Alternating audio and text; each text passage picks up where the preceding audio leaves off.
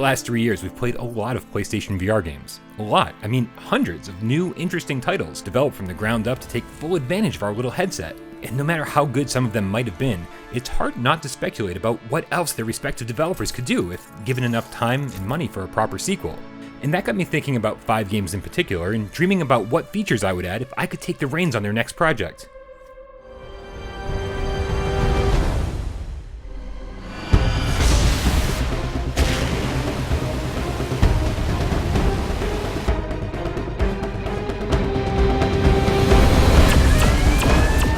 Let's start with Space Rift Episode 1, probably the roughest game on this list. Everything from the scale of the character models to the abysmal voiceovers is set out to ruin the space adventure from the word go.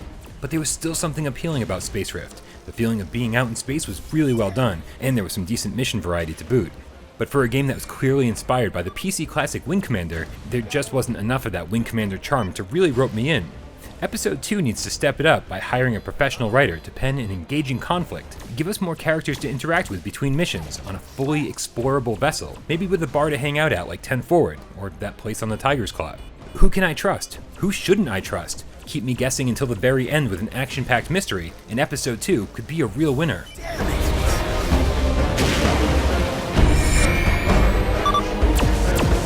Got him!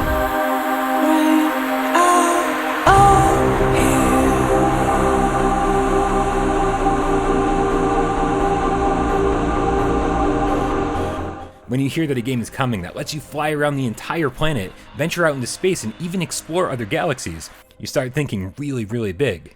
But when that announcement is followed up with the news that it was primarily developed by just one guy and has a price point of $17, you start putting things back into perspective. Don't get me wrong, Megaton Rainfall delivered in a big way, and it was a lot of fun for what it was, but it left me wanting so much more. A sequel could use the existing world, maybe spruced up a bit in the graphics department when you fly down the street level, and give you more Superman-style things to do. Side missions that let you slow time and save people that are jumping off rooftops or being held at gunpoint, more superpowers, or an arch nemesis that pops up occasionally and starts destroying cities are all no-brainers. And if it was all wrapped in an emotional story that actually made us care about saving humanity, that's a sequel I'd want to play.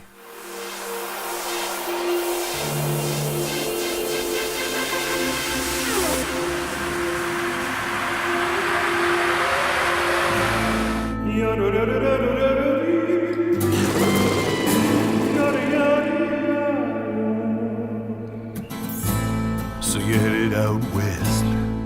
Dino Frontier was a game that, on the surface, did everything right.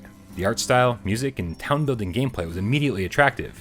Upgrading buildings, fighting, capturing, and training dinosaurs, and growing your little settlement into a flourishing town was a gameplay loop that I could have spent hundreds of hours with. And that ultimately was Dino Frontier's biggest and most tragic downfall.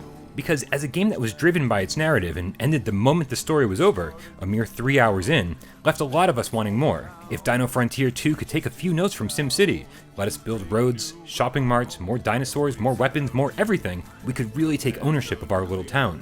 But most importantly, make sure that the game doesn't end when the story ends. Let us build endlessly and spend as much time as we want upgrading our abilities. And if you really want to go above and beyond, add an online element that lets us visit our friends' towns, Animal Crossing style.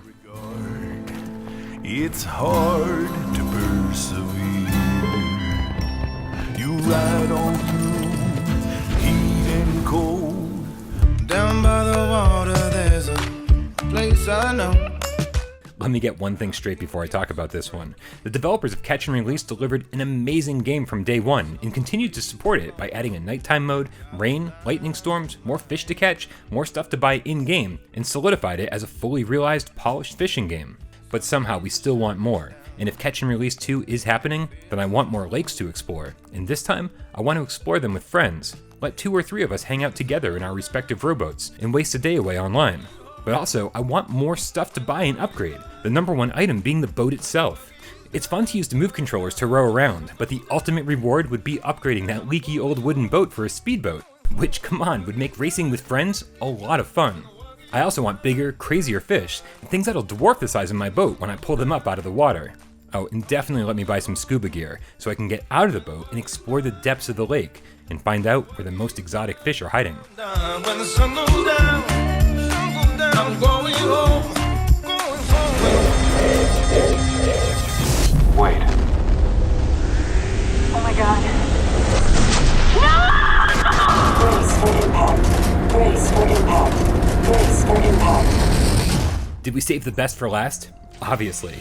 Farpoint was already one of our favorite games when it showed up from Amazon in that famous bundle with the shiny new aim controller, but developer Impulse Gear demonstrated over and over just how committed they are to their game, by bringing us free DLC, co-op missions, PvP, and a leveling system for every weapon in the game.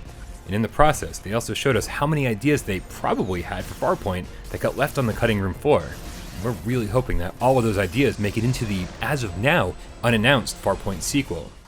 While Farpoint had a campaign that wouldn't have made much sense in co-op, co-op works so well in the game that a 2 or even 3 player campaign for the sequel would have us drooling. And although the 1v1 PvP mode in the original was innovative, it left us really wanting a traditional deathmatch option for when a group of us got together to play. 5v5, free-for-all, King of the Hill, bring it all on for a sequel. Oh, and jetpacks. Did I forget to mention we want jetpacks? Because we really want jetpacks. Oh my god.